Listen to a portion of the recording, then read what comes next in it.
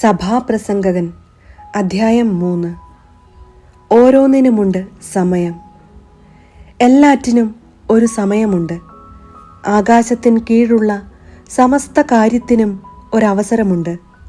ജനിക്കാൻ ഒരു കാലം, മരിക്കാൻ ഒരു കാലം, നടാൻ ഒരു കാലം, നട്ടതു പറിക്കാൻ ഒരു കാലം, കൊല്ലാൻ ഒരു കാലം, സൗഖ്യമാക്കാൻ ഒരു കാലം, തകർക്കാൻ ഒരു കാലം, പണിതുയർത്താൻ ഒരു കാലം, കരയാൻ ഒരു കാലം, ചിരിക്കാൻ ഒരു കാലം, വിലപിക്കാൻ ഒരു കാലം, നൃത്തം ചെയ്യാൻ ഒരു കാലം, കല്ലുപെറുക്കി കളയാൻ ഒരു കാലം, കല്ലുപെറുക്കി കൂട്ടാൻ ഒരു കാലം, ആലിംഗനം ചെയ്യാൻ ഒരു കാലം, ആലിംഗനം ചെയ്യാതിരിക്കാൻ ഒരു കാലം, സമ്പാദിക്കാൻ ഒരു കാലം, നഷ്ടപ്പെടുത്താൻ ഒരു കാലം, സൂക്ഷിച്ചു വയ്ക്കാൻ ഒരു കാലം, എറിഞ്ഞുകളയാൻ ഒരു കാലം, കീറാൻ ഒരു കാലം, തുന്നാൻ ഒരു കാലം, മൗനം പാലിക്കാൻ ഒരു കാലം, സംസാരിക്കാൻ ഒരു കാലം, സ്നേഹിക്കാൻ ഒരു കാലം, ദ്വേഷിക്കാൻ ഒരു കാലം, യുദ്ധത്തിന് ഒരു കാലം, സമാധാനത്തിന് ഒരു കാലം. അധ്വാനിക്കുന്നവന് അവൻ്റെ അധ്വാനം കൊണ്ടെന്തു ഫലം? ദൈവം മനുഷ്യ മക്കൾക്ക് നൽകിയ ശ്രമകരമായ ജോലി ഞാൻ കണ്ടു. അവിടുന്ന് സമസ്തവും അതതിൻ്റെ കാലത്ത് ഭംഗിയായിരിക്കത്തക്ക വിധം സൃഷ്ടിച്ചു.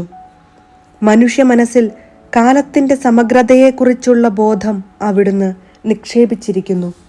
എന്നാൽ ദൈവത്തിൻ്റെ പ്രവൃത്തികൾ ആദ്യന്തം ഗ്രഹിക്കാൻ അവന് കഴിവില്ല. ജീവിതകാലം മുഴുവൻ ആനന്ദിക്കുകയും ആസ്വദിക്കുകയും ചെയ്യുന്നതിനേക്കാൾ കാമ്യമായി മനുഷ്യർക്ക് യാതൊന്നുമില്ലെന്ന് ഞാൻ അറിയുന്നു. എല്ലാ മനുഷ്യരും ഭക്ഷിക്കുകയും പാനം ചെയ്യുകയും അധ്വാനഫലം ആസ്വദിക്കുകയും ചെയ്യുക എന്നത് ദൈവത്തിൻ്റെ ദാനമാണെന്നും ഞാൻ അറിയുന്നു. ദൈവത്തിൻ്റെ പ്രവൃത്തികളെല്ലാം ശാശ്വതമാണെന്ന് ഞാൻ അറിയുന്നു. അതിനോട് എന്തെങ്കിലും കൂട്ടാനോ അതിൽ നിന്ന് എന്തെങ്കിലും കുറയ്ക്കാനോ സാധ്യമല്ല. ദൈവം അപ്രകാരം ചെയ്തിരിക്കുന്നത് മനുഷ്യർ തന്നെ ഭയപ്പെടുന്നതിനാണ്. ഇന്നുള്ളത് പണ്ടേ ഉണ്ടായിരുന്നതാണ്, ഇനി ഉണ്ടാകാനിരിക്കുന്നത് ഉണ്ടായിരുന്നത് തന്നെ.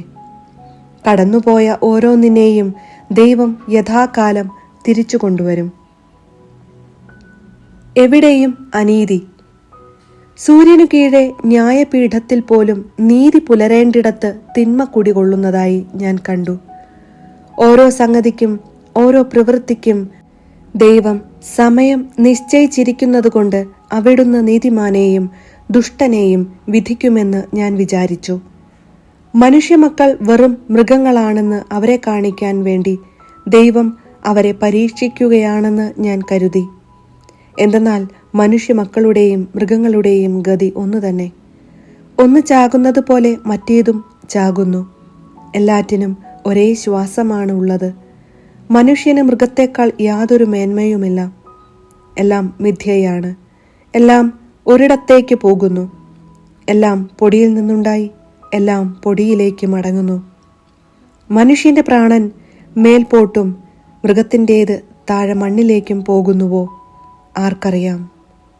അതുകൊണ്ട് മനുഷ്യൻ തൻ്റെ പ്രവൃത്തി ആസ്വദിക്കുന്നതിനേക്കാൾ മെച്ചമായി ഒന്നുമില്ലെന്നും അതുതന്നെയാണ് അവൻ്റെ ഗതിയെന്നും ഞാൻ മനസ്സിലാക്കി. തനിക്കു ശേഷം സംഭവിക്കുന്നത് കാണാൻ അവനെ ആര് വീണ്ടും കൊണ്ടുവരും? സഭാപ്രസംഗകൻ അധ്യായം 4. വീണ്ടും ഞാൻ സൂര്യന് കീഴെയുള്ള എല്ലാ മർദ്ദനങ്ങളും വീക്ഷിച്ചു. മർദ്ദിതരുടെ കണ്ണീരു ഞാൻ കണ്ടു. അവരെ ആശ്വസിപ്പിക്കാൻ ആരുമുണ്ടായിരുന്നില്ല. ശക്തി മർദ്ദകർക്കായിരുന്നു. ആരും പ്രതികാരം ചെയ്യാൻ ഉണ്ടായിരുന്നില്ല. ജീവിച്ചിരിക്കുന്നവരെക്കാൾ ഭാഗ്യവാന്മാരാണ് മരിച്ചുപോയവരെന്ന് ഞാൻ വിചാരിച്ചു. എന്നാൽ ഇരുകൂട്ടരെയും കാൾ ഭാഗ്യവാന്മാർ ഇനിയും ജനിച്ചിട്ടില്ലാത്തവരും സൂര്യനു കീഴെ നടക്കുന്ന തിന്മകൾ കണ്ടിട്ടില്ലാത്തവരുമാണ്. എല്ലാ അധ്വാനവും എല്ലാ വൈദഗ്ധ്യവും മനുഷ്യരുടെ പരസ്പര സ്പർദ്ധയുടെ ഫലമാണെന്ന് ഞാൻ ഗ്രഹിച്ചു. ഇതും മിഥ്യയും പാഴ്വേലയുമാണ്. ഭോഷൻ കൈയും കെട്ടിയിരുന്ന് ക്ഷയിക്കുന്നു.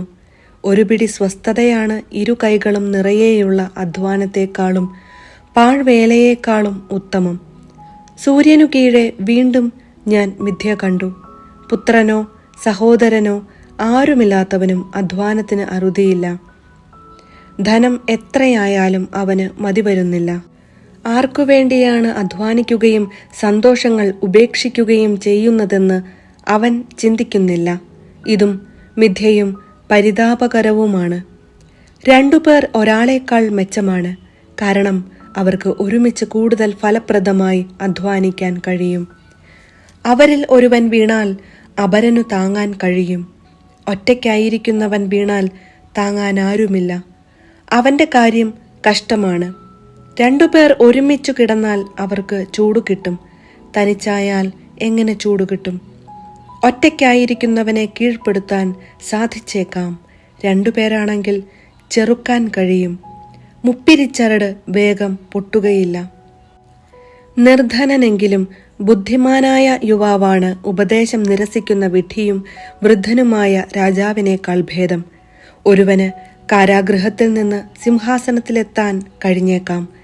അവൻ താനിപ്പോൾ ഭരിക്കുന്ന രാജ്യത്ത് ദരിദ്രനായി ജനിച്ചതാവാം.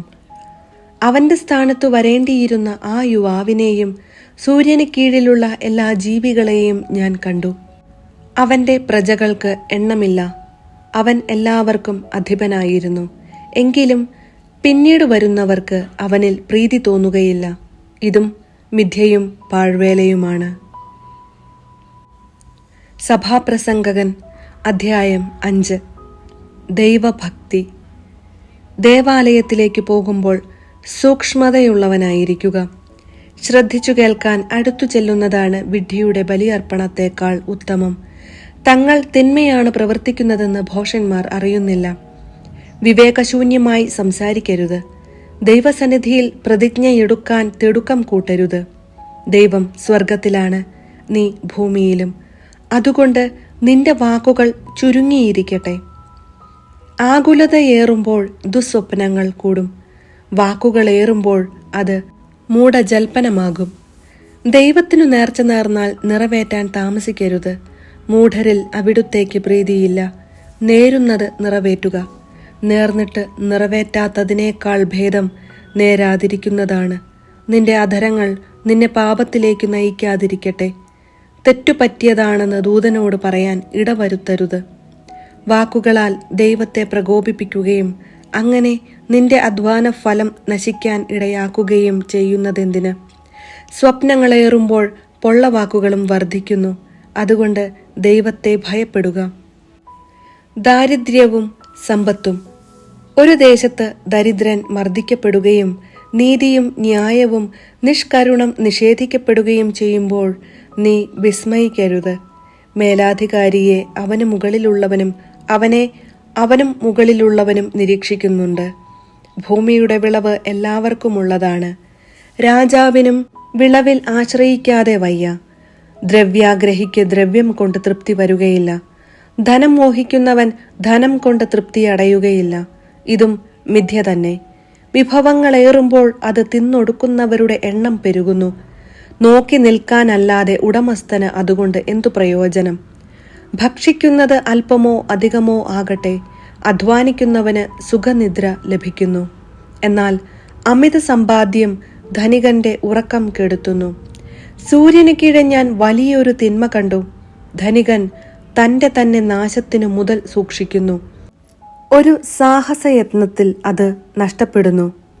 തന്റെ പുത്രനു കൊടുക്കാൻ അവന്റെ കൈവശം ഒന്നുമില്ലാതായി. അമ്മയുടെ ഉദരത്തിൽ നിന്ന് പുറത്തു വന്നതുപോലെ നഗ്നനായി തന്നെ അവൻ പോകും.